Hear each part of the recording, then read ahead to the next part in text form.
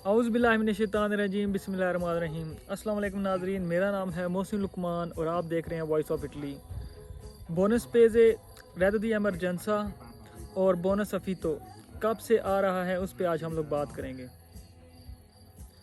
Bonus पेज़े और जो अफीतो दी काज़ा है और रेद दी एमरजेंसा, बहुत सारे बोनसेस कब आ रहे हैं उस पे जो है वो गवर्नमेंट की तरफ से एक एलानिया जारी हो गया है, जो कि अभी तक गज़ेता ऑफिशियले में नहीं आया। 24 जुलाई 2021 को ये गज़ेता ऑफिशियले में भी आ जाएगा। वो बोनसेस कैसे हासिल करने हैं उस पे आज हम लोग बात करेंगे। जैसा कि आप 2020 में भी देख चुके हैं कि बोनस पेज़े आए थे, जो कि एलिमेंटरी या फिर ये जो ग्रॉसरी होती है घर की, वो ख़रीदने के लिए आपको वाउचर दिए गए थे। कुछ कम्यूनों में आए थे कि वाउचर दिए गए थे और कुछ कम्यूनों में ये कोदिचे फिस्काले में ही पैसे ऐड कर दिए गए थे, जहां से आप ले सकते थे।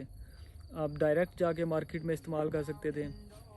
तो अभी भी 550 मिलियन यूरो जो है वो गवर्नमेंट ने एमरजेंसी की सूरत में अपने लोगों की फलाह के लिए कम्यूनों में डिस्ट्रीब्यूट करना शुरू कर दिया है। अपने अपने कम्यूने के जो आपके वेबसाइट्स हैं वहाँ पे आप पूरे इटली में चेक कर सकते हैं, वहाँ पे आपको शो कर दिया जाएगा बोनस पेज़े।